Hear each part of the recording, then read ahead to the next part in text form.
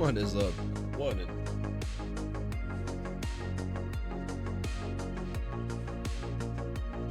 Got y'all there. I need the music. There we go.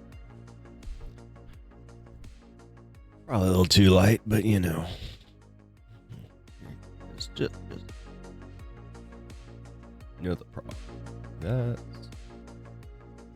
what's going on. What is going on? Oh, the song is ending, that's why. Don't doubt yourself, John. Don't doubt yourself.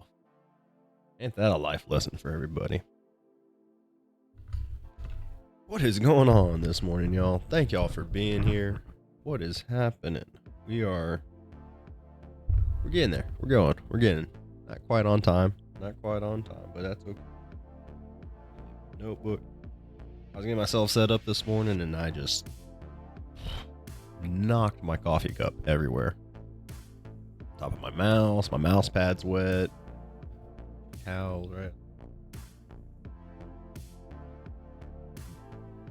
It's cleaned up.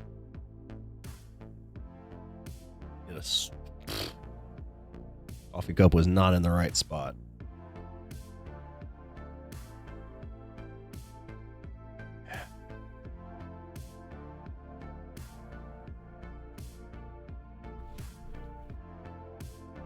But you know, life goes on. Life goes on. You know what? I screwed up. I'm not in a category. Hope not get fit. All 220 people in there.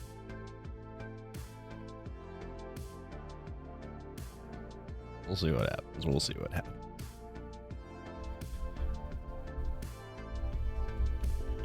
All right, get this cleaned up. Whoa. Need to turn that down. So unprepared. One second.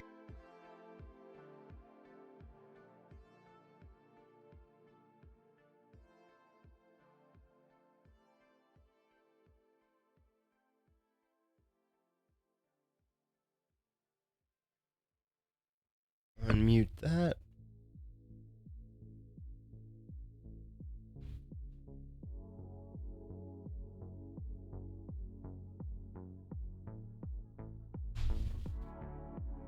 Appropriately whore out the dogs.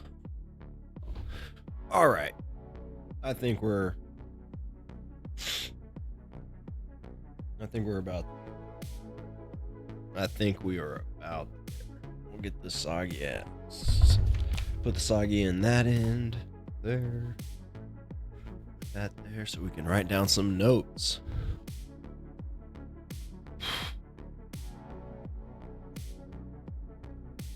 Okay. A little rusty. I was out last week. I missed last week. Blew up my own low back just by sleeping on the couch. It was not a good time. It's not a complete picture though. So I was teasing with somebody. You ever just kind of sat there and thought about all the decisions and choices you made that led you up to this point? So when my back was spazzing out and I was sitting there contemplating life, I realized I had probably over the last week or two really noticed myself in more of a hip flexed position. So this was when I was working with clients. I'd spent less time standing and more time sitting on the yoga block, which puts me into a big flexed hip with my knees coming above my hips. In jiu-jitsu, you know, you've heard me talk about that from time to time. And that's just all flexed hips, keeping your knees pulled into your elbows, not letting people get into there, pushing people away, but then coming back into that position. So, yeah, lots of flexed hip activity. And admittedly, I'd gotten away from working out. So not keeping myself in balance as we talk about on the stream and on some of our other content. And so I had a heavy roll on Monday with a buddy. Went to bed, woke up fine in the morning. My allergies are kind of flaring up, so I took a nap that morning. And when I woke up, I had just this slightest little thing going on in my back. And as the day went on, I just kind of ignored it. And by the end of the afternoon, my back was just like, not having a good time. So through my moments of crises, try to limp through it and try to work through it. Overdid it on myself on Thursday and trying to fix it. So that set me back a bit. A note to self. Take the prescribed, so to speak, dosage. Don't overdo it.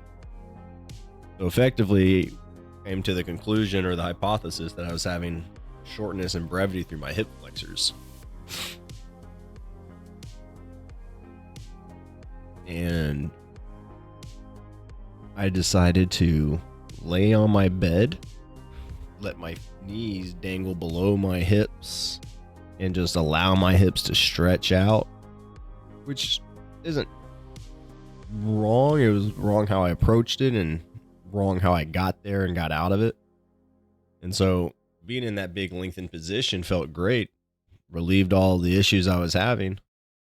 However, there's no way for me to get out of there without, again, pulling through my hip flexors, pulling through those muscles that I had just lengthened out, and there was no training going on in that time period, really. I just was passive. So after I kind of forced them into that hyper lengthened position and re-shortened into them, they're like, oh, we're staying here. That's not where we belong, kind of a thing. And just really, I felt sent off a spasm through my back. So all that to be said, had to calm it down there for a day or two. Finally getting back to normal. So we may take a break during a moment here, and I might do a couple stretches, or not so much stretches, but just some exercises to work on my hips and my quads. But enough about me. This shit's about y'all.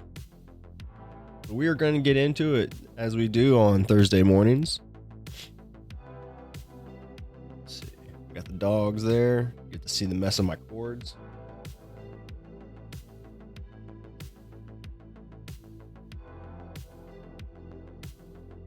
And we'll hide it. So you look at that. Like it never even happened. So we're going to start off though. Oh, did I close his? Well, we had this one guy. Owned performance. So he's been interacting. So I would like to open up his. There we go. I'm not sure if he created a Twitch account or not. If you did, man, I appreciate it. Thank you for the follow and all. If not, no problems. And so I missed you that last week when you posted this. So we're going to look at this morning. We're going to go through yours real quick.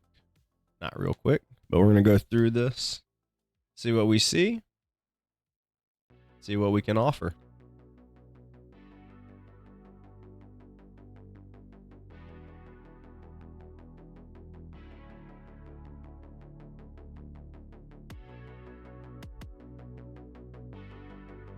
What does he have? Just see what we say in the form check here.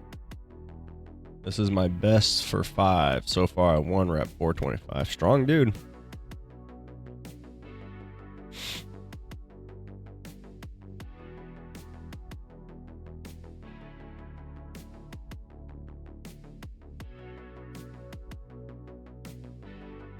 Oh, I clicked. I didn't mean to. What am I looking at here? I'm just kind of watching. I feel the lift looks a little bit too segmented. So when we're deadlifting or any lower body endeavor, right, we're going to want to make sure we have that classic tripod foot. Let's look for the dog cam, right?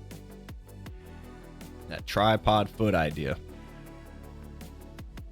And we want to maintain in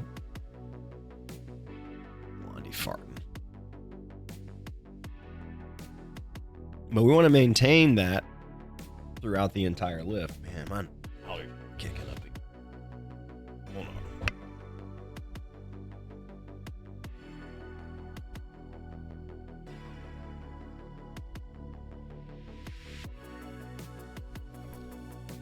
So we want to maintain that again, like that tripod foot we've talked about before. Now within this deadlift,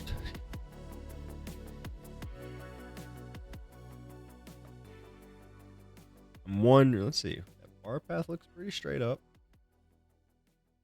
On the way down, it looks like we might be dropping into the toes a little bit. Dad, are you gonna make s'mores or not? Air mattress inflated. And I always encourage big focus on that eccentric. So as we stand here, let's just look at some things. Really responsible with my savings. So I'm not sure. Again, the pants hide a little bit. Making sure you're not in a lock-kneed position. And again, we're at the top, and I know we can't assess too much from the top, but yet we can, right? There's opportunity here. Find a branch near you. And again, drawing in to where you tuck that tailbone underneath you. So let's do this real quick. Kind of get your head chopped off there too. Thank you. There we go. Make this a little more big. A little more big. All right. Yeah, it should be good. Got your head there. So again, to me, I feel like we're a little bit lock-kneed.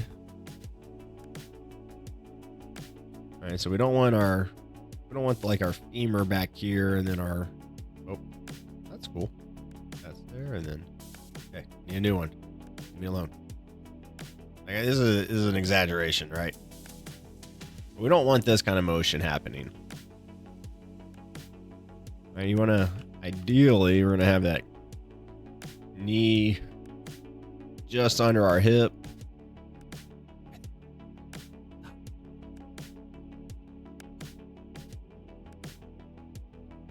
And then we can have our like just ever slightest bend to the knees, right?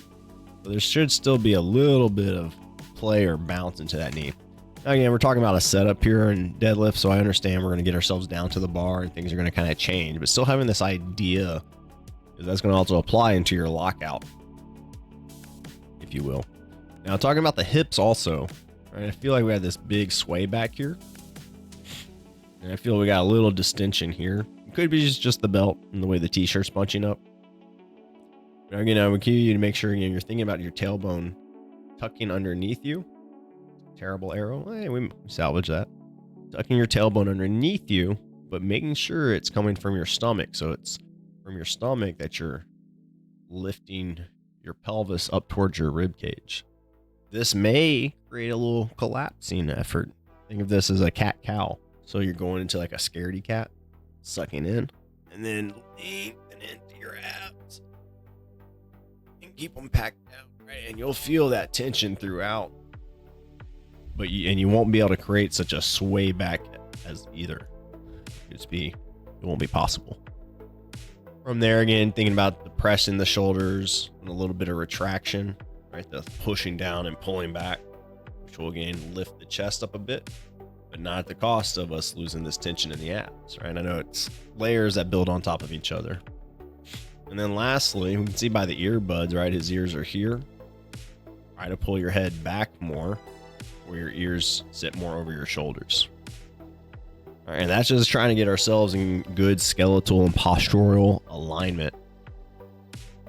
Now, when we get into the actual deadlift, you know, I practice and encourage clients from even this standing position, get everything kind of in place and bring yourself down. It's to me, it's just, again, practicing the steps, getting used to being there.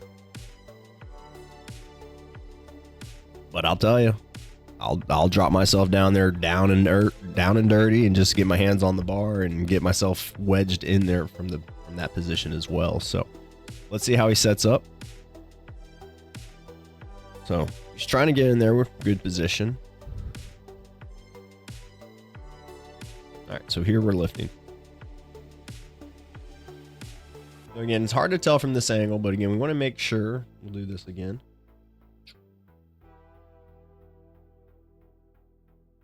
There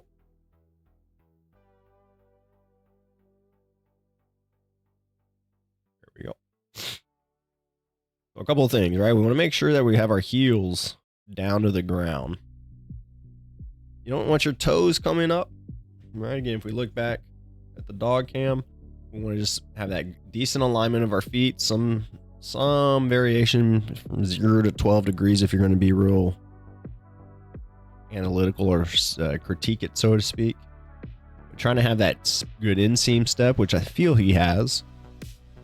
The thing I kind of tend to see, though, is I feel like he's pushing into that big toe and forefoot a little too much, especially on the way down. And we only have this one angle, so we're not able to really see knees and how they're moving too much as well. We'll try to look for that as well. Now, again, from here, we're looking. Let's see if the straight line thing helps us. There we go. Now we're at a bit of an angle, so it may not be a complete tell. I think that's a pretty straight line. It looks like we might be a little forward of the bar. And what I mean by that, right, is we'd want our mid foot to be somewhere in line here. So to me, this feels like we need to shift our weight back. So again, bring our whole mass back. This may also make your hips go up some, which will also put some tension on the back sides here, which isn't bad. That's a good thing. All right, and so again, if we're looking down at this, we're looking at our foot diagram. We want to have the weight evenly distributed middle, so not necessarily over the ankle, but over the middle of the foot there. All right, we're thinking about that tripod area.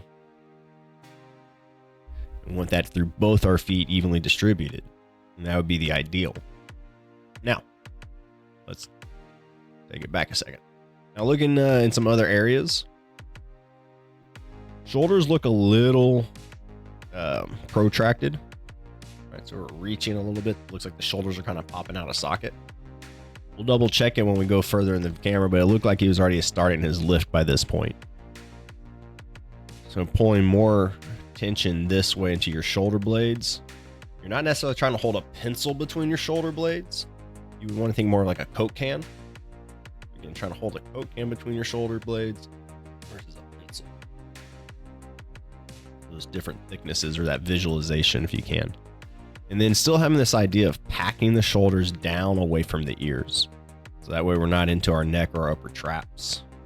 And speaking of the neck, I would also, again, tilt that pelvis. Your head is not your pelvis, John. Tilt your chin down towards your throat. So that way your gaze is going to be more down here. And that way we're not craning our neck.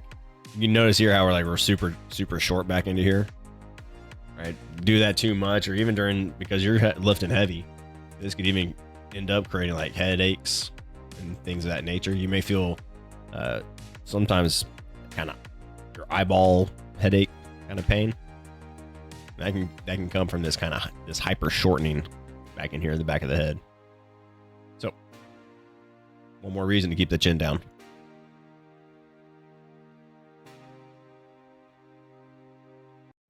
Now we can the night when everything changes, because kind of seems like we might have a little butt wink occurring here.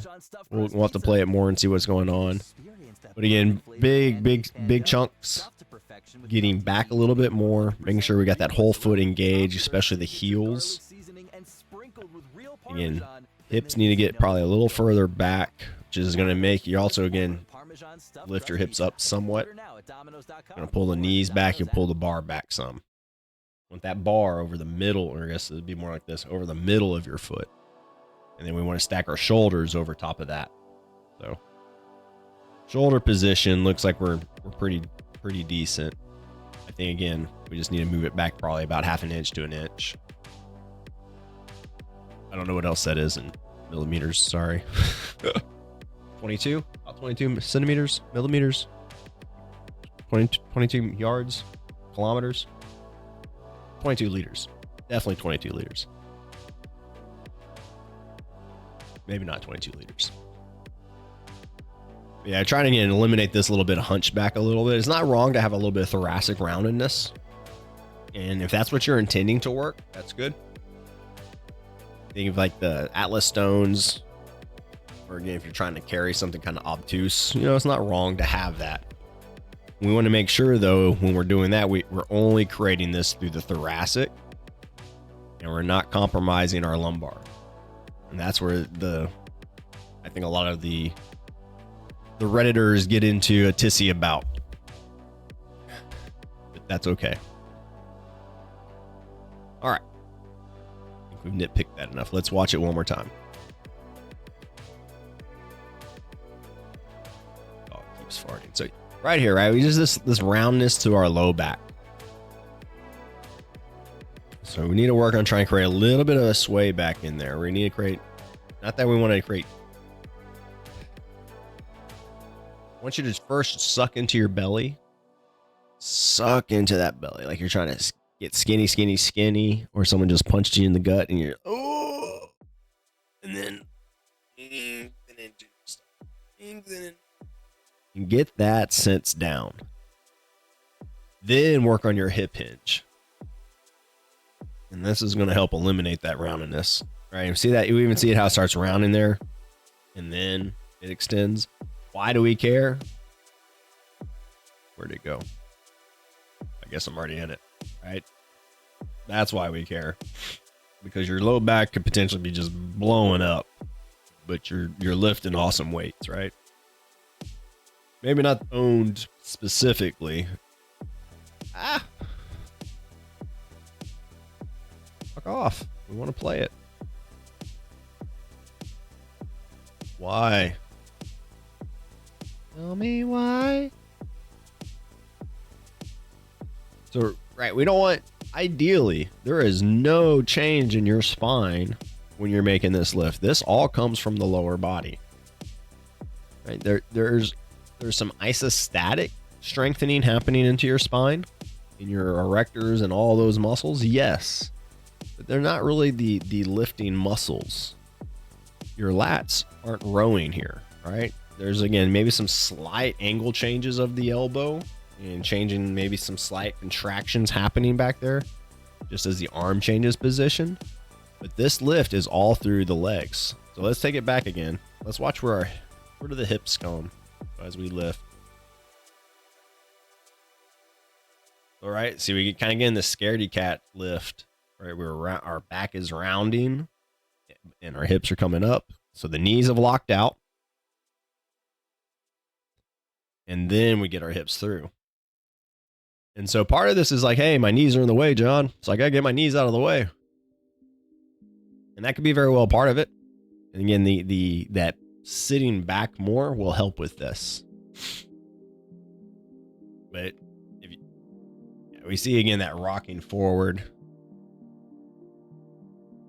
We're trying to sit back with the weight. I like that. We get the knees. See, again, the bar is really far away from you, I feel. All right, if we look here, like where your shins are likely, or about here. And look where that bar is. So you've got these pants on, man. Drag that bar up your shit. It's not necessarily going to feel fun, but, if you've ever watched competitive deadlifters, you'll notice many of them have pants or some sort of shin protectors on. It is not uncommon for them guys to have some just nasty fucking shins. But, not saying you've got to go there with that kind of dedication to dragging it up your shins, but getting it closer to your shins, keeping it closer to over the center of the foot will be a big thing to help you. Now, as we get here, we kind of see looks like we might be a little overly externally rotated. Not going to be the end of the world. That'd be just one of those fine tuning. Now, looking here at the top, where I was kind of complaining earlier about kind of the upper body posture, right? Without the bar, without the weight in the hands. And so again, we're seeing this what appears to me to be an excessive low back arch. I also feel like the hips are kind of like our belly is kind of rolled long and we're distended through the stomach right now. And so those would be things I would caution against. You don't want to let go of any contraction. And that's something that it took me a while to really understand or figure out or get. You want to have everything tight going in and out. It's not a squeeze, let go. It needs to be a squeeze, release, but don't relax. And that's where a lot of times I think we go wrong. Even at the top here, we kind of just relax and rest skeletally. Keep everything tight. Begin that next hips back, hips back, hips back. Yep, good tightening in the upper back there. Yeah, I think we're just lifting too much through the back and not much through the legs. Not as much through the legs as we could be. Strong fucking lift though. Yeah, we can see that right there. So for you here in this one, man, I would really encourage you maybe even like some hip flexor stuff. So getting into some deep lunges, working again, creating some length against the quads and the hips there. So that way you can get a little bit more of that sway back. But ultimately, I think it's going to be cat-cows, working and training that cat-cow sense, and then developing that into bird dogs and even into a high plank with the extended hips and the tightness in the stomach.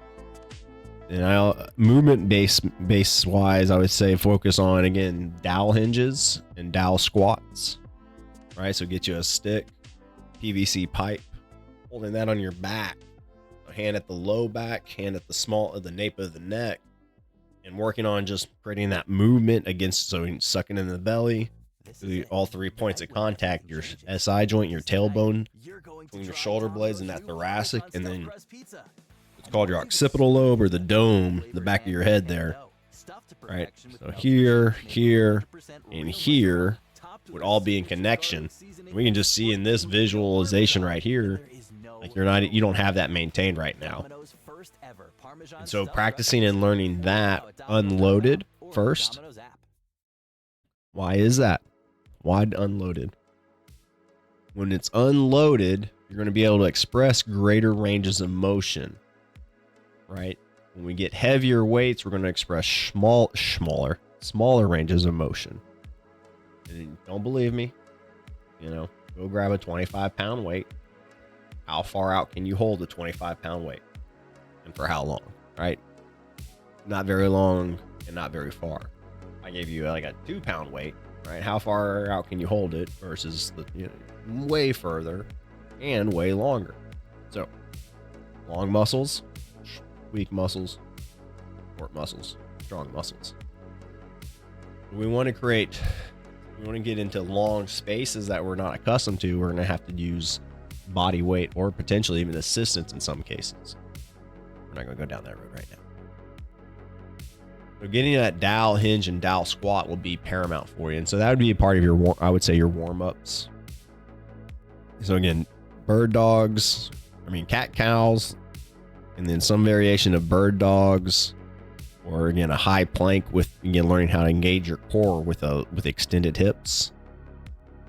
Then working into a deep lunge, again, using the same principles that you learn in the cat-cow, right? Because you'll notice as you create that tension in the stomach, this will also help establish some tension on your hip flexor and quads as you get into a deep lunge. If you're doing a lunge, I always recommend using a yoga block or something else to help elevate your knee, so that way your knee is in the height of your ankle. While you're working that lunge, again, we're going to still focus on keeping that front heel, the weight in your heel. So that way, again, we're not going into the toes. And this gives you another chance to practice that feeling and sensation. So it's a good double whammy. And then capping that warm up off with your hip hinge, with your dowel hinges and your dowel squats.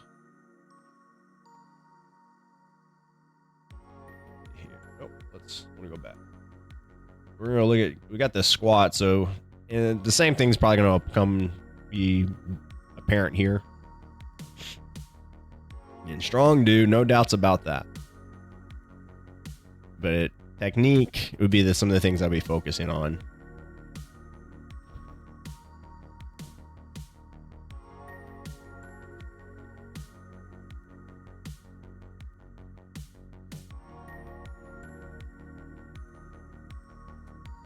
All right, off they go. All right, we see these shoulders winging.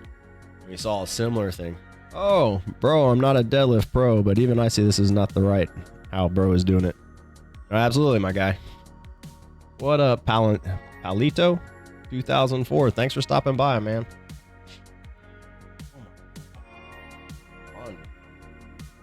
That dog be ripping ass. Palito, what kind of workouts you be doing?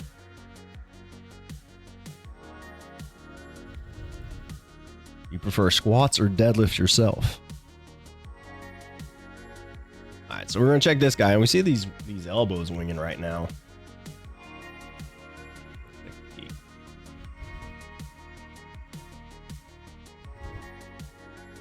Ouch, my back is already hurting just watching how he did the deadlifts. Yeah, the deadlifts was not ideal. Oh, that's not what I wanted. There we go.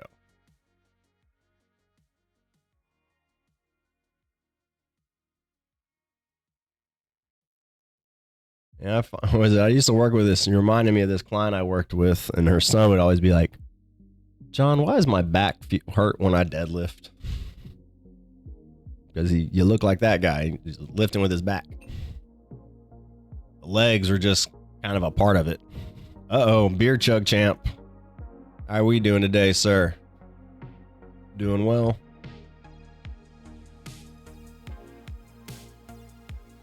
I am doing general fitness in the gym, but later I want to start with calisthenics. Okay. Why? Uh-oh. So much pressure when beer chug champ's in here. So much pressure. All right, so looking at the squat.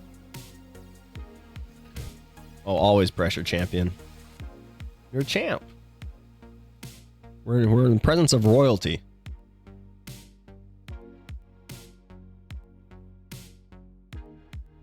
The biggest thing we see off the jump is the elbows winged. So we really need to work on getting these elbows. You don't have to beat me. You just do the best you. Amen to that, man. Amen to that. So what we're seeing here is, again, a lot of some shoulder dysfunction or mobility issues. And so keeping these elbows down. Now, if we feel like we can't keep the bar on our back, that's a different thing, so to speak.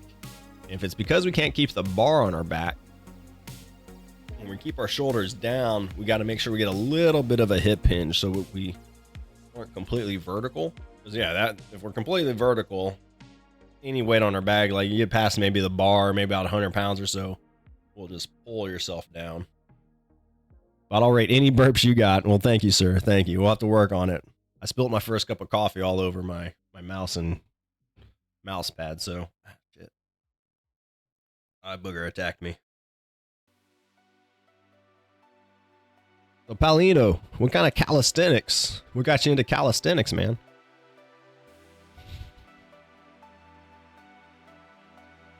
Calisthenics is one of those things that I romanticize and I love watching, but have very little expertise in doing myself. But the way those like contortion, not just contortionists, is like, what is it called? Like Circus Olay, man. They got them people that are just hanging off of each other and doing all those like flagpole, or they call it flagpoling. Doing a horizontal Y. Very impressive stuff. So back to the squat. And if we're creating a shelf like this to keep the bar on our back, all right, I encourage you to start exploring tilting the elbows forward. It's going to, again, help you with externally rotating your shoulders, helping you be long across the chest as well, so we're not collapsed there. It's also help us with any wrist dysfunction. And then, like I said, if it's a sliding off the back, we got to hinge a little bit more at our hips, so that way we create that tabletop. And then from here, let's see what else we get going.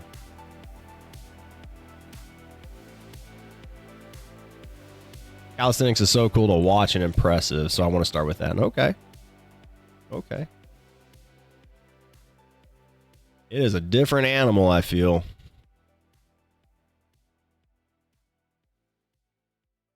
Oh, okay. Yep. You put your Yep. family first. Not great. So does Kelsey Siebold Clinic.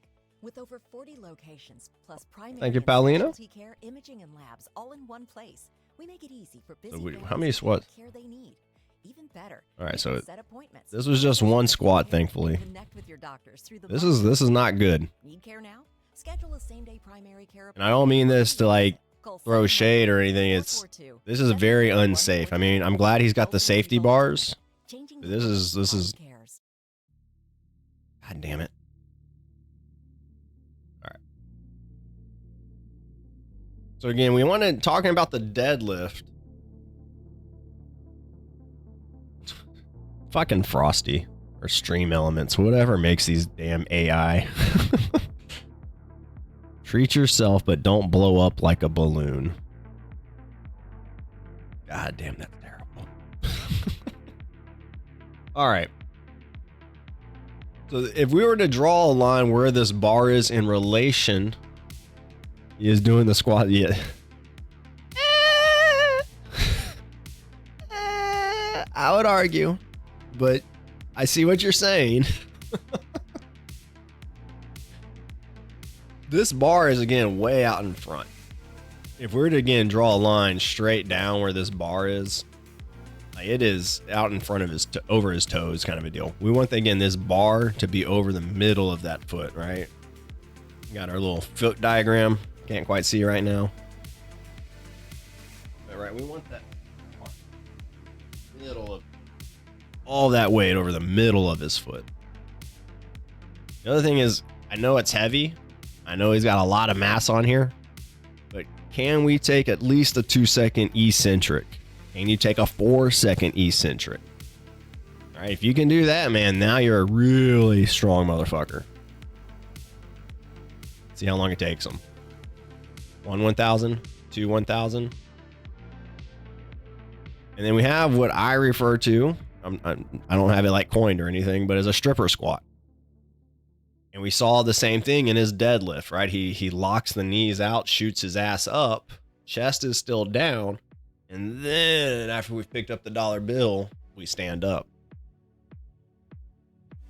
Right? A stripper what? You heard me, a stripper squat. Right? So we're down here. Not great positioning, right? We got this big roundiness of our back. He's trying to hold the squat position decently, but as he comes up, hips are coming up first. And then we pull our hips back underneath us. So this is not an ideal. So we start seeing that butt wink occur. And so the other thing about a squat, let's see if we take it back, is we want to have our torso, we want to create that hinge, but then it's like our hips are on an elevator. So our hips should just go straight down and straight up, so to speak, as our knees bend. So the hips are going to go back, keeping that weight in our heels. Bend the knees, stay tall. And then from here, pushing through the ground. We can't see his feet. Like trying to look down through the camera. But, you know, are we falling into the feet? Are we falling into our toes? Or again, are we able to keep our tripod foot staying active? And it may feel like you're falling back, especially as you're learning this, right? You're going to have this tendency to want to stay forward. And this staying forward, again, is what creates, again, the hips rise up first there, and then we stand. So with all love, tenderness, and concern for this gentleman, dude needs to strip this down a lot and really emphasize, like I was saying, just for the deadlift, the same correctives we were talking for the deadlift will bleed over into your squat here. For this strength, he's got a bit too much weight on the bar. Yes, he can come up with the weight, but not in the right position. Yeah. And to that point, Palito, you're making me think of is is this, I forget who says it, but it's the tunnel rule, or so the way if we're going through a tunnel, we want to create a shape as we enter the tunnel. And as we go through and come out, we want to have the same shape, so to speak. And so the way we start the lift is the way we want to end the lift. And so we have a lot of, and again, same thing on the deadlift. Our squat's the same. From your shoulders and your hips, nothing changes. Right? There is no movement supposed to be happening through there. Right? And so if we have the head tilting back, we have the thoracic kind of reaching forward, we have that big sway in the hips, and then we get the butt wink happening. And so again, you got to get a car off of somebody, do it. If we're exercising, I would encourage you, again, strip the weight down. He's hitting 405. That, I mean, very impressive. I don't want to take that away from him, but that's kind of how I feel about it. That's how I feel about it. Keep on keeping on with the workouts. That's excellent. And there's no doubt that that's a lot of dedication to get to that level. And so keep that up, but you want to keep doing it to where your body's going to be able to keep up with this. I encourage strip at least half that weight, if not just to the bar. Really, the best advice I can give you is just strip down to the bar and just a body weight, and spend about a month or two, maybe even 3, learning how to engage your core properly, learning how to hip hinge and deadlift and squat and lunge with that neutral spine and that core engagement. You're not going to lose a lot of strength. In fact, you'll gain more true strength, I would say.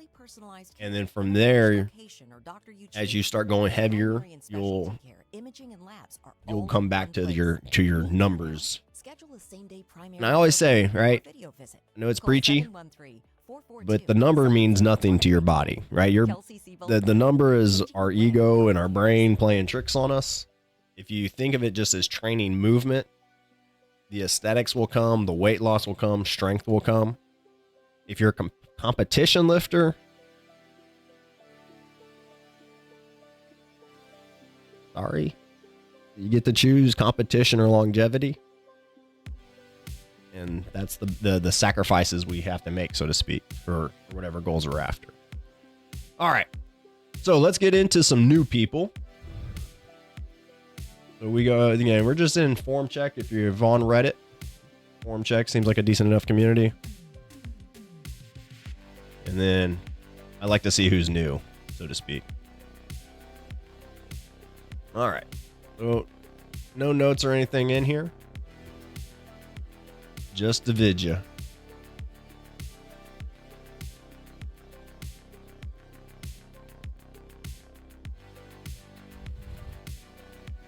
Off the cuff and doesn't look too terrible. So we're doing, I think, Romanians. What I would refer to as Romanian. At least the setup looks Romanian.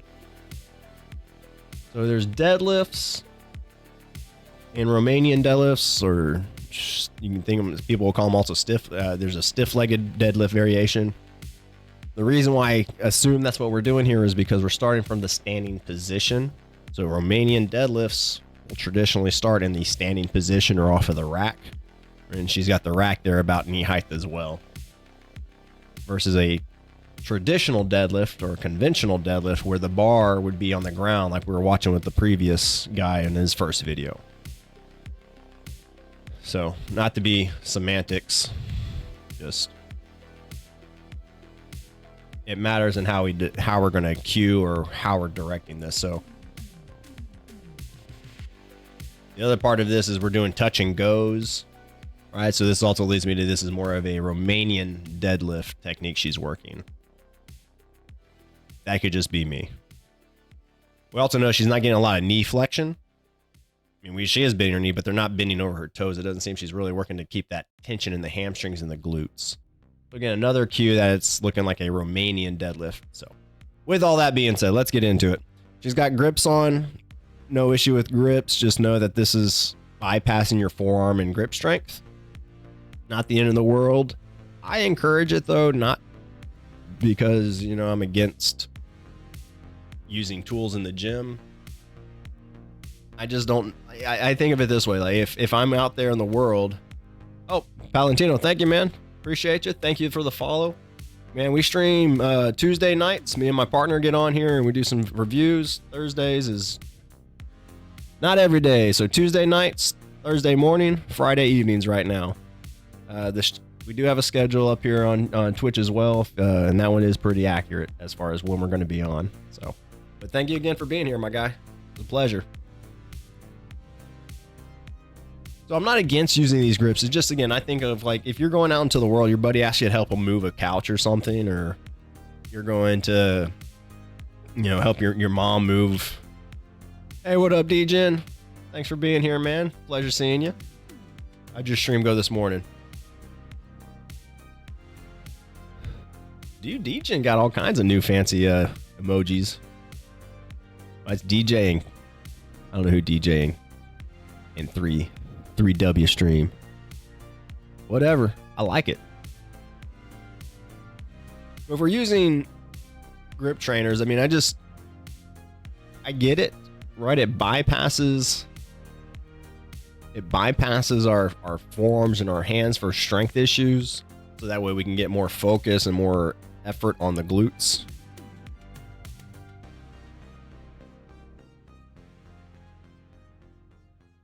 But I still, again, I think about it like we're training for life in a lot of cases, so I want to have my grips. Later, brother. Or sister. I'm assuming a lot. And so again, maybe if we were trying to work on a specific muscle development in the glutes and the hamstrings, I get it, because again, we're losing too much in the grips. Grip training is a son of a bitch when it comes to deadlift and holding the bar. Again, I just think about it where you not to bypass it too often. All right, let's get into the deadlift. So as we're looking here, hips are going back. Oh, we rock.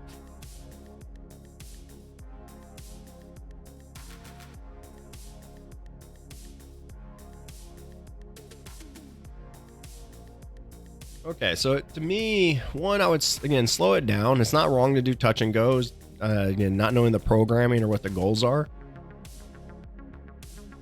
I always take it back again. I know I get preachy with this. It's a long muscle is a weak muscle. A short muscle is a strong muscle.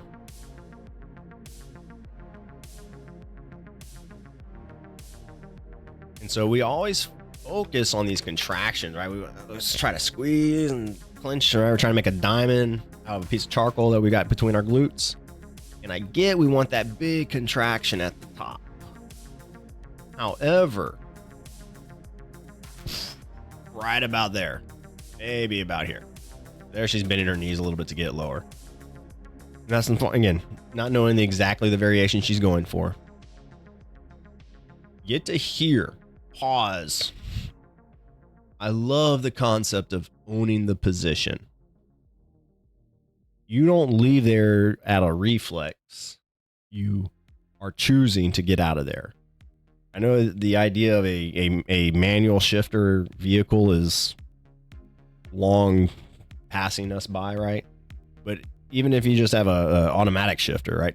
I want you to think like you are going from drive to neutral to reverse to neutral to drive to neutral to reverse, right? That is how your rep should feel like. You are pulling a mechanical lever almost in your mind, a physical, mental,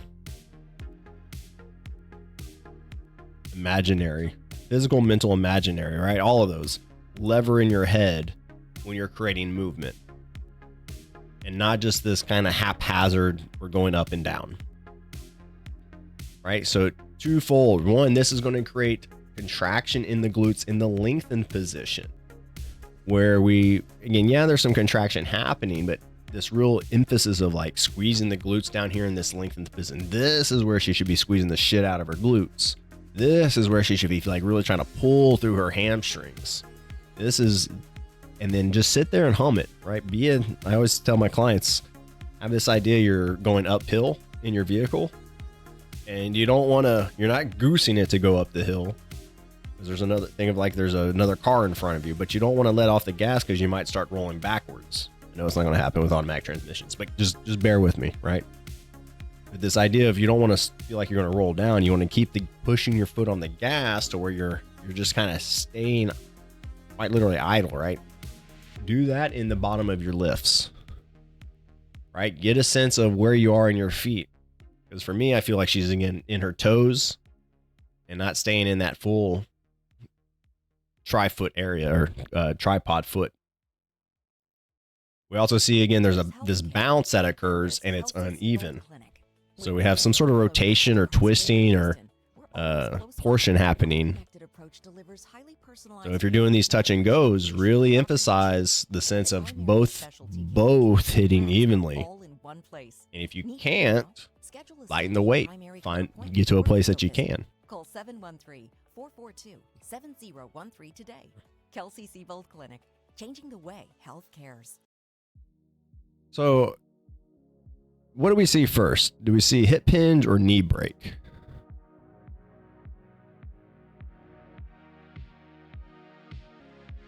So just like the other gentleman,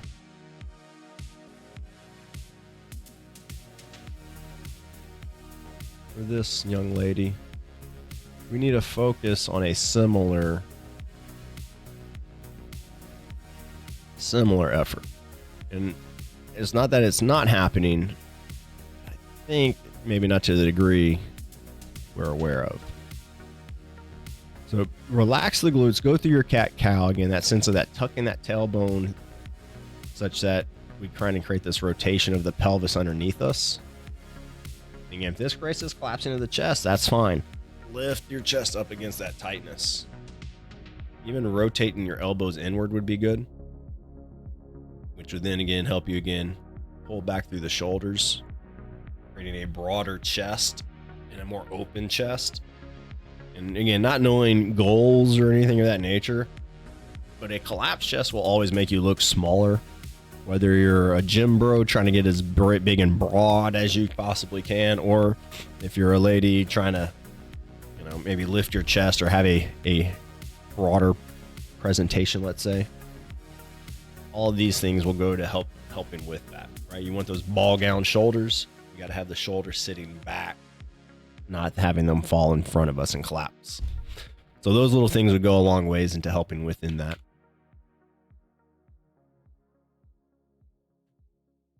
Let's see. The other thing too is with that, once we get that going on, right, then create the hinge at the hips first. Even if it's a deadlift, a conventional deadlift, still get that hip hinge first. We want the glutes and the hamstrings to be the primary drivers, always. Unless we're working on something real niche, so to speak, or rehabbing something, or maybe you're, again, a bodybuilder working on some specific quad development.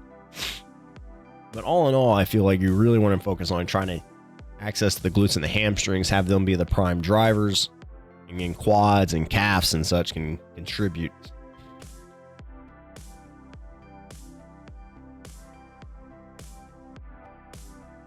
And I feel right about there we lose a bit of core and regain.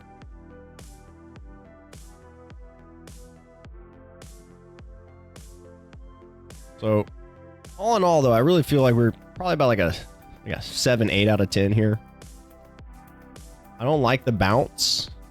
And again, as the bounce happens, I feel like we round the back some and we lose our core integrity. We don't have that lengthened abdominals anymore.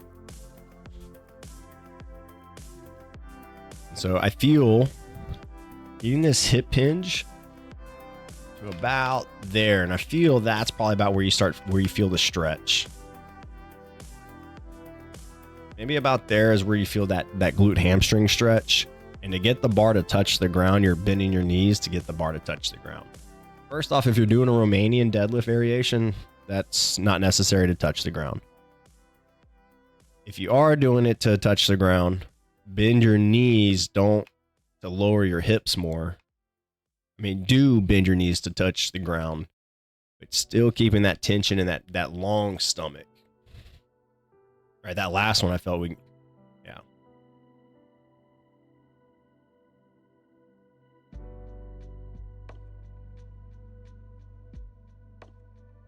I just feel we're a little segmented. So trying to smooth out some of the corners and trying to be, again, as smooth as we can with that movement. As that we get this little knee bend, then we go straight in these hips. Right? So if it's, try to keep it all hip hinge as best you can. If you do, or if you are going for the ground, right? So we do, then we'll start bending the knees now, but the hips still have to go back. And right there, we see this space occur. But you'll see some space occurring here. And that is, again, similar to the other gentleman. We want to keep that bar close into us. And so even at this position, that was terrible.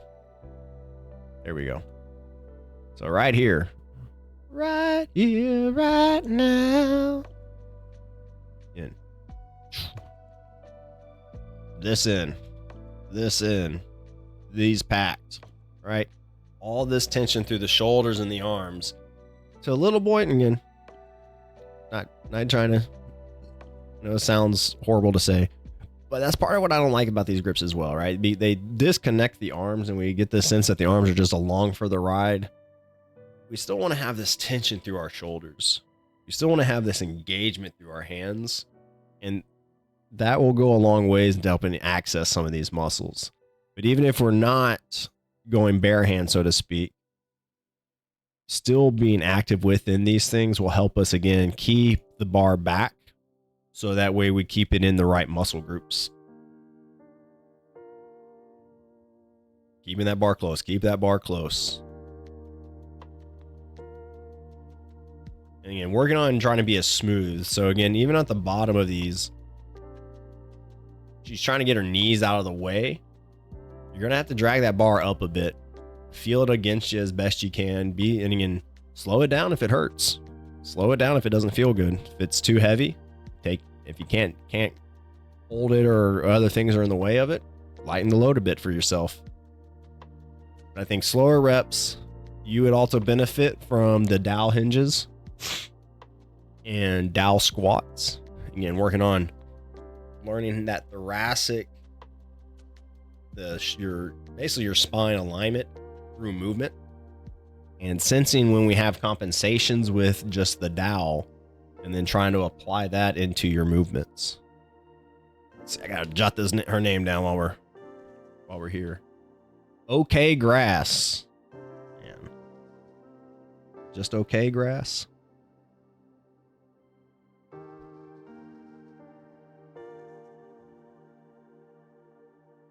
$37. $13. Tips and tricks. I mean, honestly, you've got a good place at the beginning. If you are beginning, it's just going to be practice and refine, practice and refine. I don't see anything too big and glaring from this angle, other than, again, some of the highlights we've already said. Slowing things down, making sure we got our core engaged appropriately, and getting some of that shoulder stuff in. Good work. Let's see who's next. Squinting through bright days? That's a no. Struggling with glare? Also no. Oh, we got commercials. Sunglasses over regular glasses. Squat form check. No. Prescription sunglasses from Pearl Vision? Let's go into it real quick. That's a huge yes. They're a must-have for enjoying the sun in style. Choose from designer frames like Ralph Lauren. Recently strained both hip flexors. I do weightlifting 4 times a week, cardio 4 times a week, 1 hour on treadmill, 6 incline, 3 miles an hour. So weights one day and cardio the next, and I alternate between cardio and weightlifting for 5 weeks. Just finished deload, and week 7 hip flexor became strained. Is it my form? Too much cardio, or both? I felt fatigued on cardio days and hip flexors, but it didn't impact my strength. All right. Let me write this guy's name down, because it feels like it's going to be one of these going to get deleted. Anytime people talk about pain, man.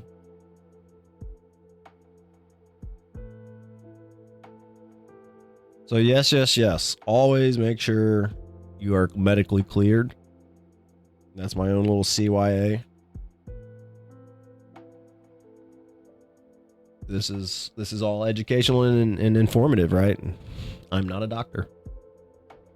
Now, a couple of things we'll get looking into this thing. So recently strained both hip flexors, and he does a lot of work. This dude is a hoss. He's lifting 4 times a week. He's running 4 times a week.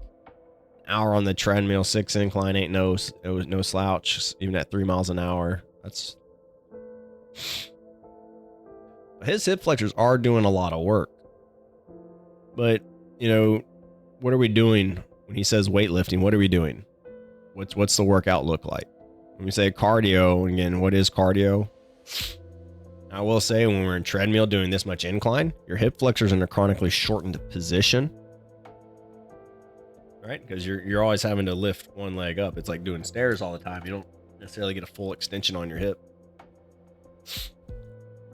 Even doing the leg in the back. My dog is ripping ass so bad. So that could be a little bit of it that could play into it. And then again, just what things are we doing outside of life? Or outside of the gym in our life. You know, maybe there's something we did, you know, we went on a road trip or we went on vacation or we did something just kind of out of our normal, and that can flare things up. That feeling it symmetrically, again, would lead it to something probably in the gym. Uh-oh.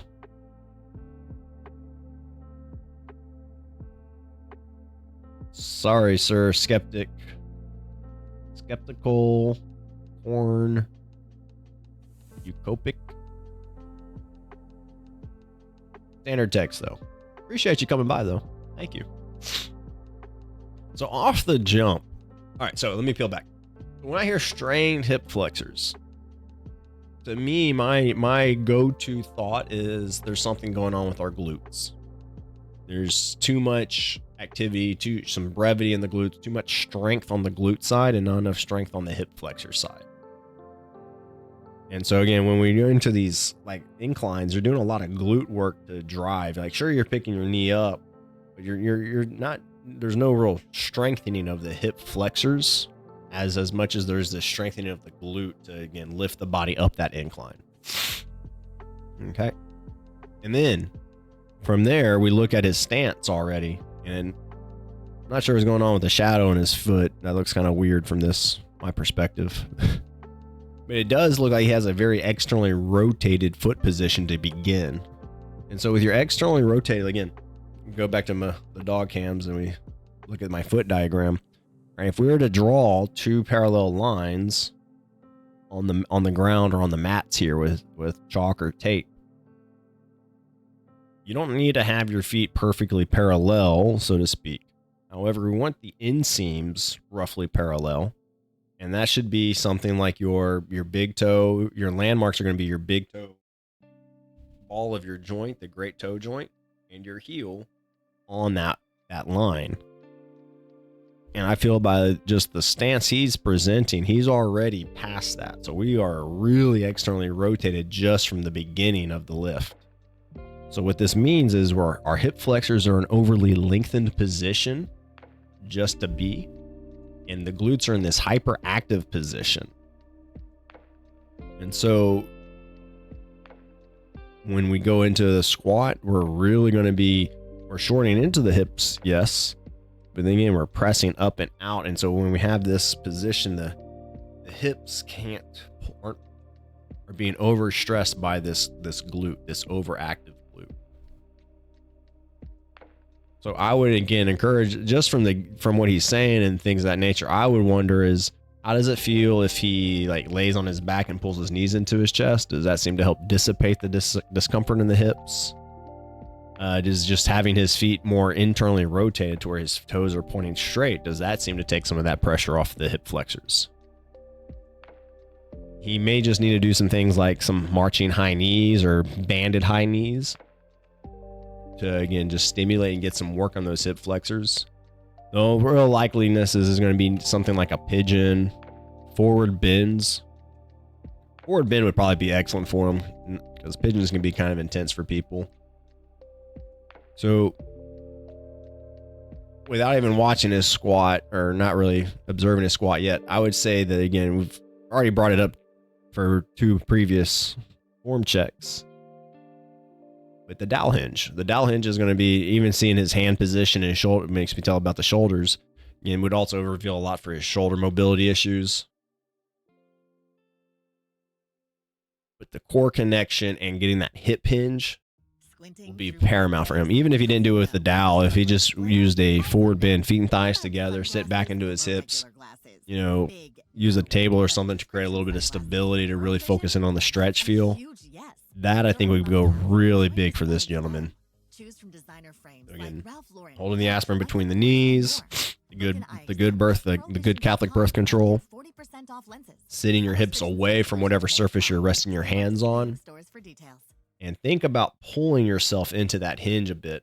And again, not to the point of necessarily exacerbating the hip issues, but to where you just really feel a deep stretch in the glutes and the hamstrings, and then do that for about 5 to 10 seconds. Push into the ground, sensing the glutes and the hamstrings, maybe raising up about 1 millimeter or 2. You know, just like the quarter, a little 1/8 of an inch. Feel the glutes and the legs working, and then go back into the hinge and just oscillate that, so to speak, for about a minute or 2 at 5-10 second intervals. And so what we're trying to do then is trying to lengthen the glutes and train the hip flexors. And then you can start broadening that range of motion and seeing how that feels going into more of a full hip hinge motion. Let's see what we see in the squat. Again, feet are really wide, knees are really wide. Looks like we lose some core control, get a little kind of that butt wink action, or at least just the roundness of the back. Yep, a little butt wink.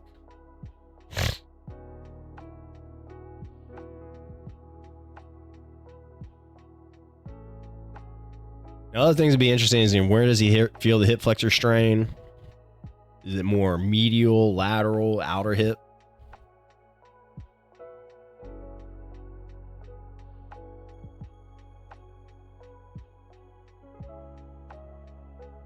So I also, again, really encourage a much slower. I mean, he's going pretty decently slow, but he's also resting a lot at the top, as it were.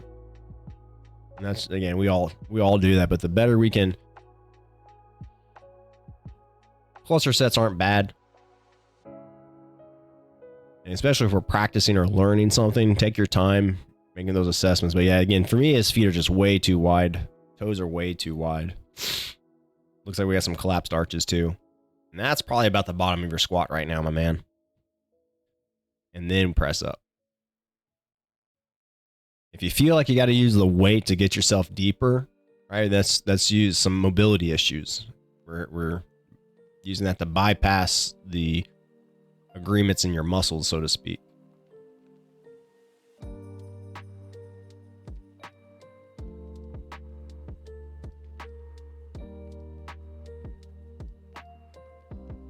I would really work on, like, trying again.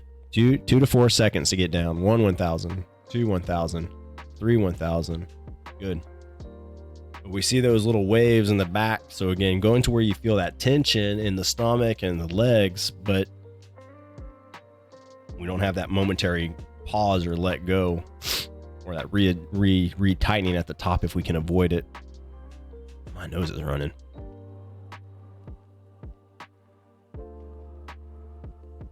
And again, it looks like maybe the heels rise a little bit. See the heel rotating in some. Really, on this left foot, it looks like our weight is all in the toes. And so feeling that out, making those little adjustments while you're in the squat. This is where a box squat would be really beneficial. So getting yourself a stool or something to come behind you. Something maybe a little higher than probably about as high as where these safeties are would be a good starting position. Maybe even that the next rung up would be a good position with current mobility restrictions. And working on, again, making sure that bar can stay over the feet. Now, I know this is going to sound mean or snide, but there may be also a reason this gentleman is opening his knees very wide. He does have very thick legs. So if there is anything of a belly or anything kind of getting in the way of our descent, I understand. I would still encourage trying to find a good position there. That's too much weight for him. I'm Gordon Ramsay. What up, Gordon Ramsay? Yeah, this is definitely not a good squat. It's trying to be, but just the bar would probably be a good position. What else do you see? Damn it.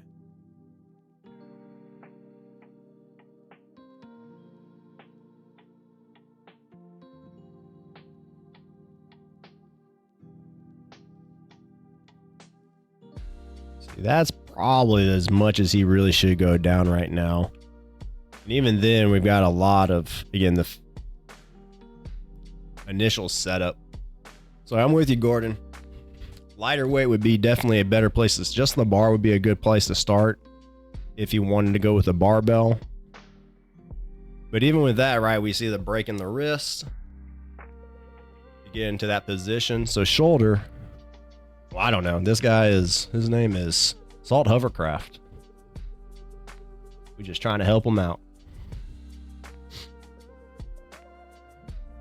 So Thursday mornings, I just scroll through Reddit, form check, see what I see, go to the new ones, and offer reviews.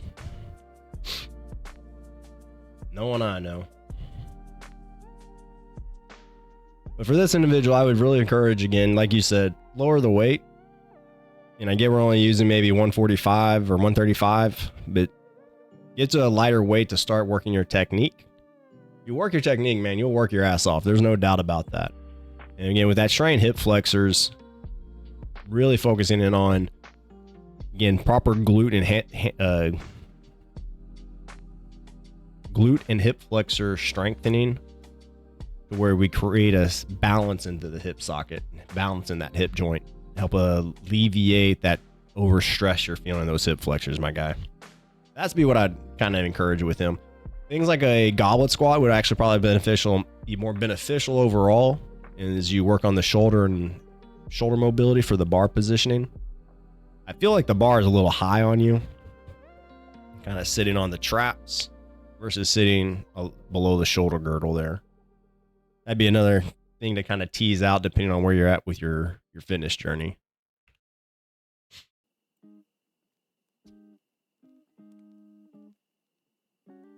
I like the pause at the bottom. I'd encourage a little more finding that depth again. I think a box squat coming in, pausing right before that butt wink. And so if you're having issues identifying when that butt wink occurs, again, go through the cat-cow. All right, so we're going to suck into our belly and lengthen into the spine. And you should feel this agony on both sides, so to speak. Most people identify by just feeling a more difficulty in breathing and getting a good full inhale. And that's fine. That's what we want to start working on. All right, as we start training the abdominals to be the steel of that, and we compress air into. So yeah, we're talking, I would say maybe get you a box, maybe about that second or third rung. Slide that in there with you, so that way you can get to the bottom there and pause. He's back. Thank God. Thank God, Beard Chug. It was getting boring here without you, man. So again, a box squat I think would be the way to go for this guy. Just the bar even would be the right way. Oh, I can't keep it interesting. You suppress that burp. I you know, don't judge me. Don't judge me. But finding that balance in the core, reestablishing that strength in the hips. Judged. Be judged, he says. Working on the foot placement, allowing yourself down like you are. The descent looks really clean, honestly. Getting down there and getting yourself, again, about a 1 or 2 second pause at the bottom of that squat would be, again, another benefit for you. This would probably be, again, like I'd say right now, the bottom of your squat. And even here, we can see how this heel is wanting to lift up and that foot wants to rotate some more. That's a no. Struggling So with glare? those would be kind of like No. just the starting places to start working on this squat salt hovercraft. Big no. But prescription sunglasses from Pearl Dude, Vision? dedication though. Huge That's yes. it, like They're a must-have this for shit ain't no enjoying joke. sun and style. Choose from designer Lifting 4 times a week, cardio 4 times a week. And more.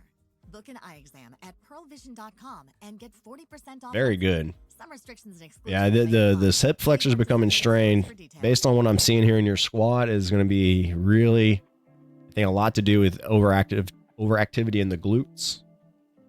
You likely probably sit with a man spread, right? Knees broad, or maybe we cross an ankle over one leg, but in any event, our knees are probably very wide when we're resting. If you do a lot of driving, right, you may notice, again, both knees touching like the center console and the door, or even tucking a foot underneath yourself. Little habits that we may present throughout our life as a result of training this way, or we train this way because of those habits in life, you know, chicken or the egg.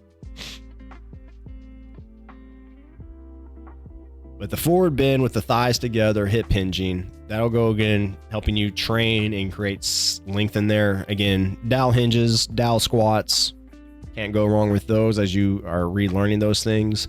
And then connecting it all with a box squat with lighter weight, just like Gordon Ramsay was saying. Good on you, Hovercraft. Very good. First time doing Bulgarians on the Smith machine. Really feeling them in my glute, but they'll look weird.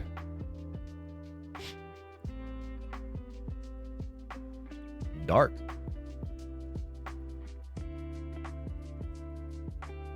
All right. So this is where I'm going to take my moment and take a break because I need to go to the bathroom. I'll be right back, y'all. Enjoy. Let me hide the timer because the timer don't need to be there. But this one can be there. BRB, I'm going to grab some fresh coffee and go relieve myself. Thank you for everybody stopping by so far. Hang out with us real tight. We're going to get into this Bulgarian Smith machine lunge and maybe 1 or 2 others. We'll see what happens. Hang tight. Thank you.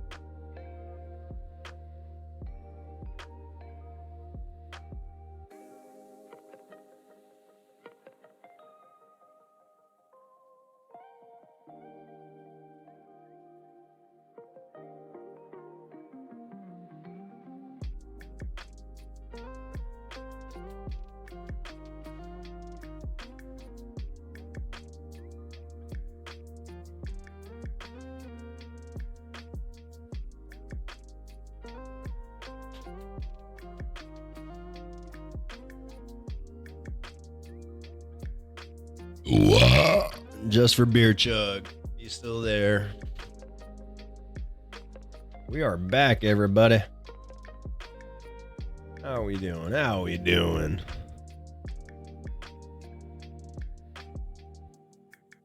Couldn't be judged by the beer chugger.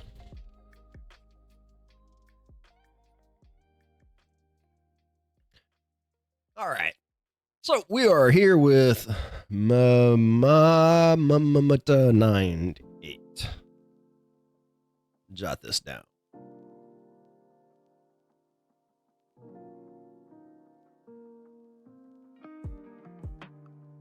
So first, I will speak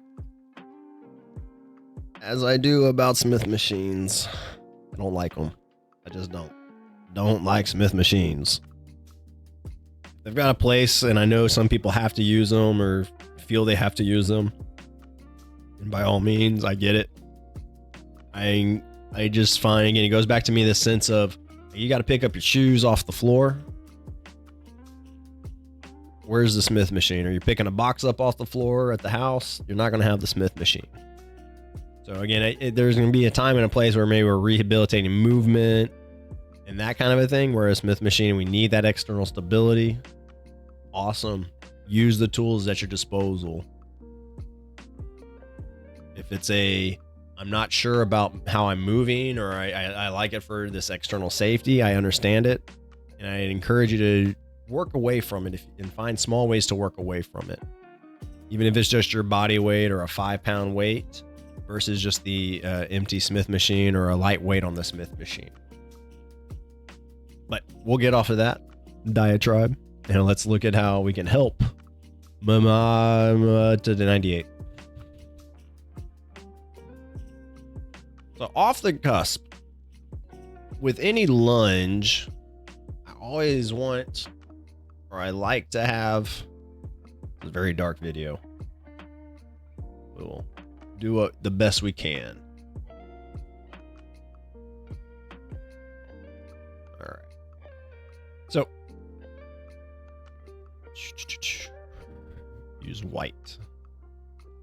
So we see here her knee to her hip is right there. And then if we look at her shoulders to her hip, we're there. Not the end of the world, but we do have some slight flexion going on here. I would much rather to see is, if you're able to present it, is a more straight extended hip. Waiting for the best deals? Spring Black Friday savings are here. Shop early access now at blinds.com. This one will put a lot of stress through that left hip and quad in this particular setup, which is good. It'll also help again with this Bulgarian variation. Will put a lot of length into that quad, because now your knee is going to have to go further back on the way down. Right, you can always see just the setup is going to be a lot more intense. This will also put a lot of stretch on that right glute and hamstring, I believe, a lot more than what you may be exhibiting. No, it's the end of the world. Not the end of the world.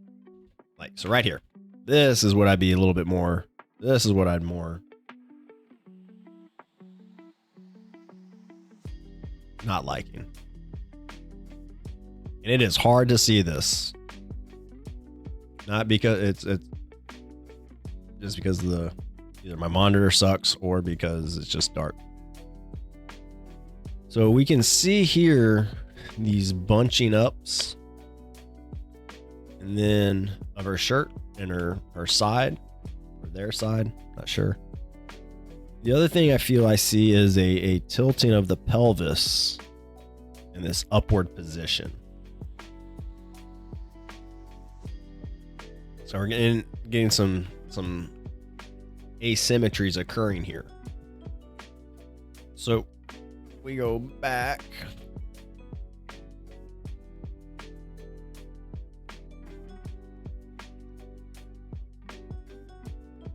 So again, we want to ideally have our, we got this angled slide, and we are moving backwards. But again, I'd want you to try to keep your foot, that mass over the center of that front foot, especially if you're working for that front leg. But if we're in this fixed squat position or fixed position with the Smith machine, it is what it is. But again, I feel like we look here and this left knee is kind of shooting out to the left. You kind of see how the foot's kind of rotating towards us.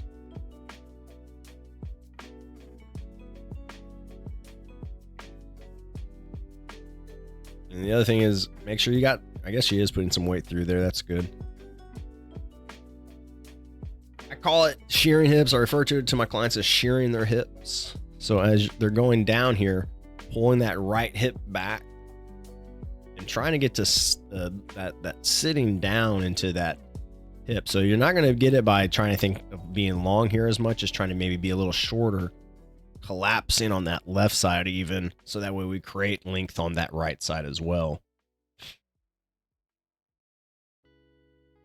And the other, again, I'd always encourage, go slower on the lift and not as deep, right? So if we shear the hips here at the top of the lift, to 9-8, right?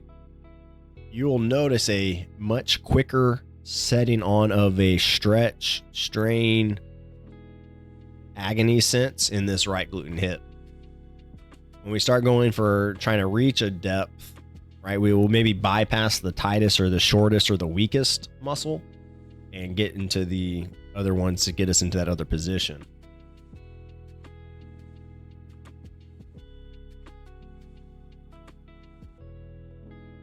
Now, the other thing I kind of sense is like, I feel like we're kind of collapsing. And again, I guess it's part of,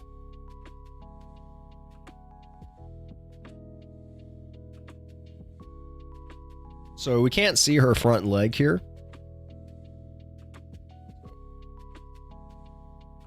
We're going to try to draw as best we can. So ideally, right, that looks like, ideally we would end up in some sort of position with our knee maybe at or above. We'll just put it even. And then our ankle, again, depending on how much mobility we have within our foot, right, would be somewhere underneath, maybe a little bit behind the knee. And then our foot, wherever our foot is, right? Pointing some, oh, look at that. It gave me a little arrow. How cool is that?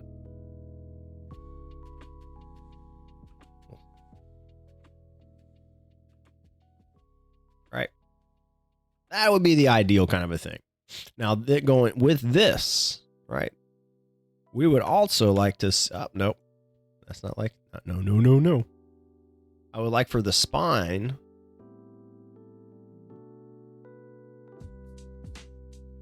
to be as parallel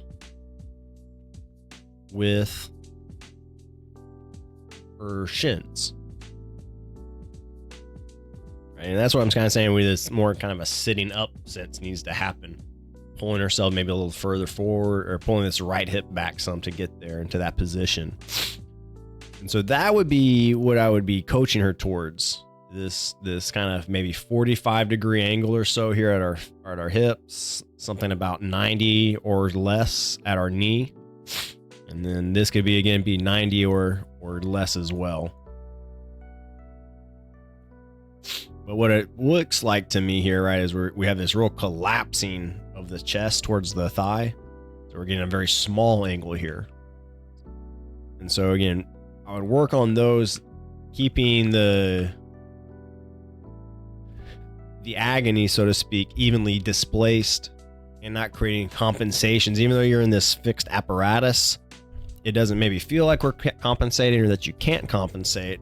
But again, we can kind of see here we're bunching up on the side, we're collapsing on this right side, and I get the feel that this knee over here is shooting out to the left, and I see how that foot maybe I feel rotates in some as we're going down. Again, and any leg exercise, squats, deadlifts, lunge, any type, step up, step downs, running, all of it, right? We really are working to keep our spine, we'll do it, messed it up. We're really working to keep our spine as straight as we can. It's not that spines can't have movement. It's not that spines shouldn't have movement. But when we're under loaded efforts and we're trying to get, activity into our glutes, we want to make sure that we're keeping everything else locked down in place So that way we can create movement With over only where we want to live create teller movement. Locations with extended hours, there's opportunity here. Find a live teller near you at cadencebank.com/live-teller. Equal opportunity lender, member FDIC. So again, it looks like there's a mirror out in front of this person. I would work on trying to make sure you could still see yourself in the mirror. I would slow down your descent hugely. Probably about half that tempo. And really work on trying to pull this femur into your hip socket. Right, whatever this loaded leg is, as you're going down, thinking about pulling that femur into the hip socket. And in any of the core exercises we've talked about with the other form check individuals, so cat cows, bird dogs, dead bugs, hinges, dowel hinge, dowel squats, dowel lunges. It's all the same, right? They all will help establish a neutral spine feel for you, help you learn what that feels like, and then help you learn how to create movement about that neutral spine, where we don't create some of these lateral shifts or twists or rotations. Right? When you have a barbell in your back, right, you'll twist and you'll see the barbell ends move. Here, you may not even notice that one side's got more pressure on it, right? For twisting away from the bar, because we got so much else happening, as it were. So just little things to be mindful of and trying to see occurring and minimize.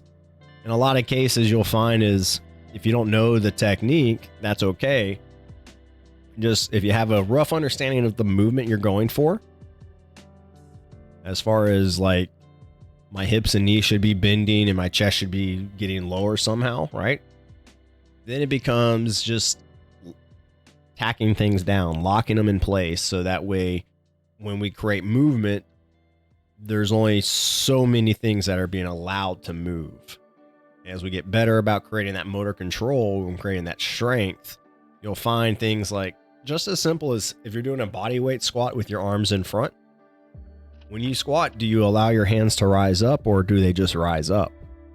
A lot of people who do body weight squats for the first time, their arms just kind of move and they don't realize it.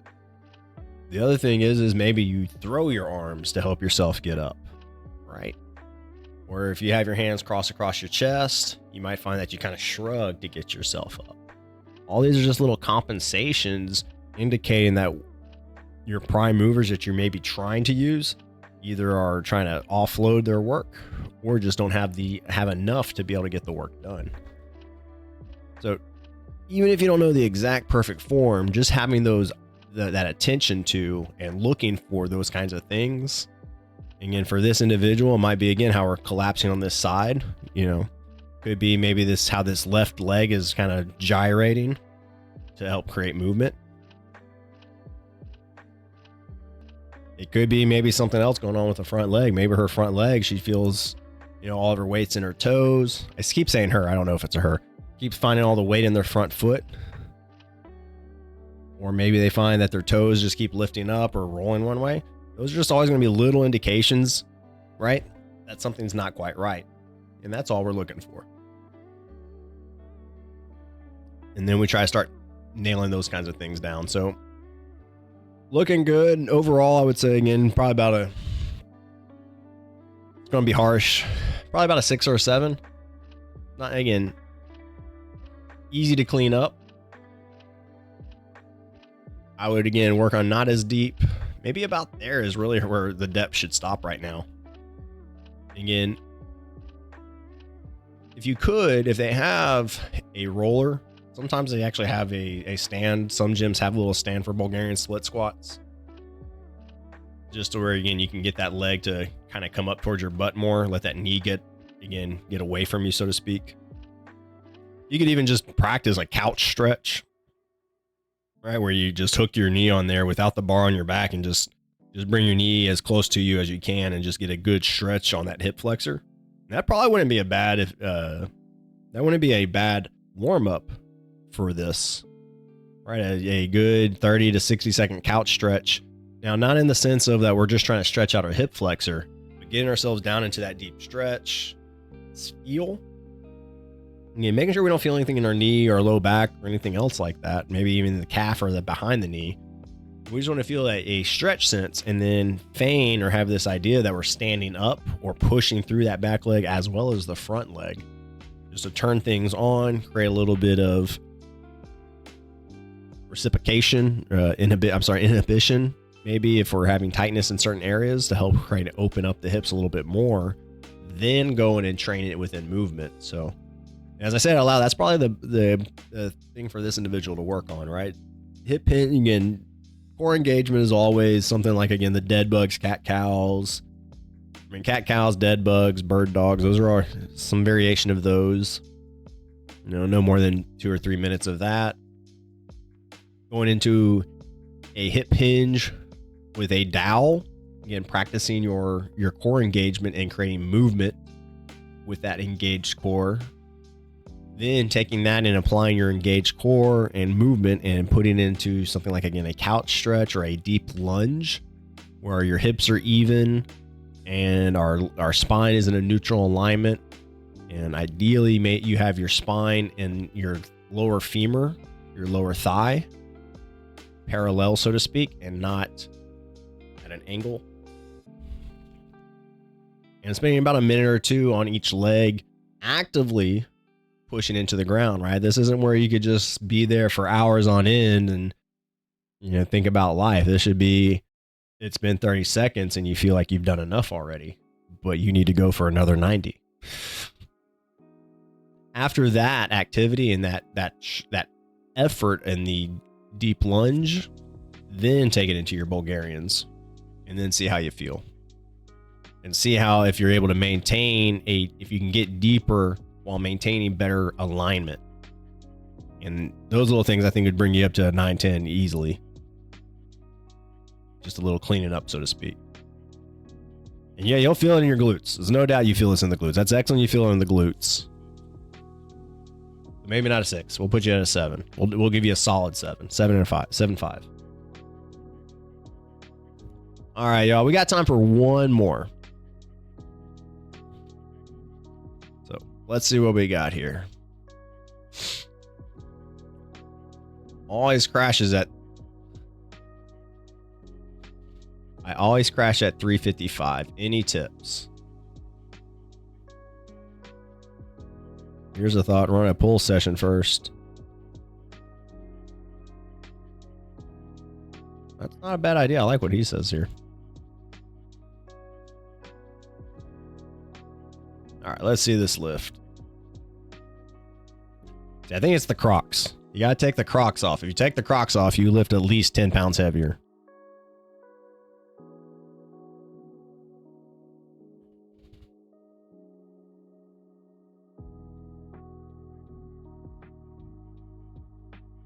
So a couple of questions first off is, when you say always, what is always? How long have we been stuck here? Those would be some things I would focus on. Now, so the one comment we saw briefly there about doing a pull session or something of that nature, that's not wrong either. That's a good idea.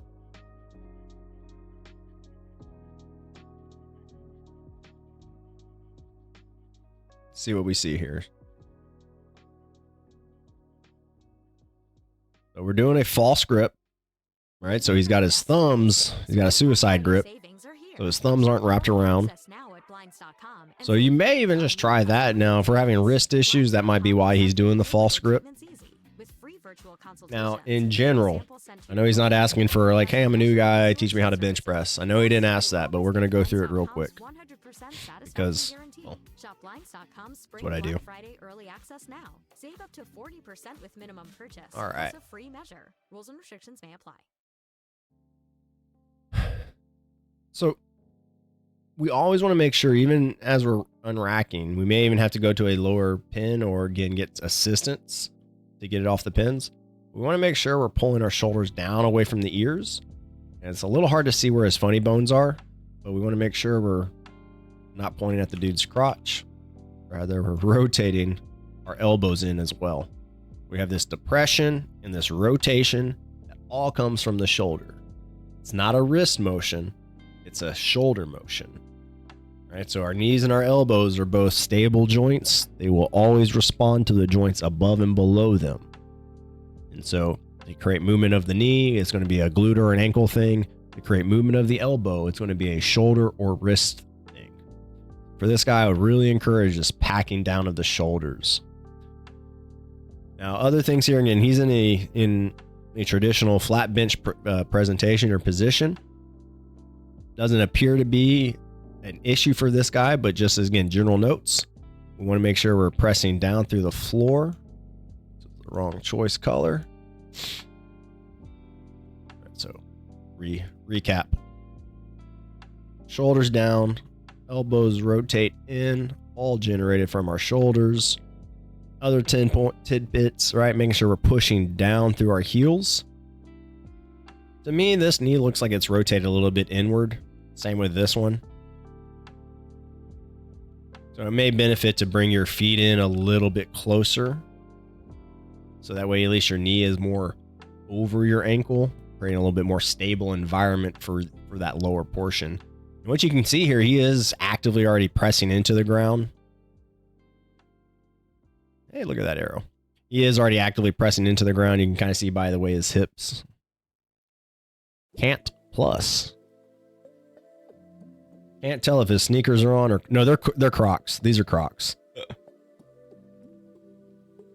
That was my first joke was, you know, if he took the Crocs off, he could lift at least 10 pounds heavier. But we can see that he is actively pressing into the ground, so that's good. I would just, again, encourage letting these knees be a little bit wider, or more correct, I would say more appropriately would be bringing the foot in. I used to hate Crocs. Became one of them, though. I mean, I don't have anything necessarily inherently wrong with it. They're kind of dopey looking to me, but, you know, whatever's comfy. I mean, I wear what I call my clown shoes, so I don't have too much room to talk. My wide toe box shoes with no heel lifts. All right, so setup wise, again, things look pretty decent. I think the only thing I'd be really questioning again is making sure he's got these shoulders depressed and these elbows rotated in. And I'd like to, again, I know the gym doesn't have it, but with this kind of weight, this one dude is, I'm sure, plenty. But I would love to see like some safeties. Again, not that this guy can't handle this, but just, you know, shit happens, right? Like, could be an earthquake or something. Who knows? So, let's see what else we see.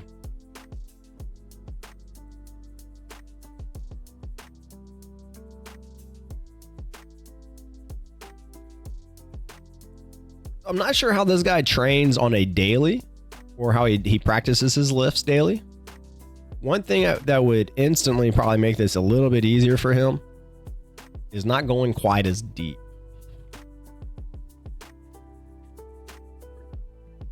Where's my snippet? Snippet. All right, so if this person, right, if we look kind of the midline here of their rib cage, and then we kind of see that elbow is going below his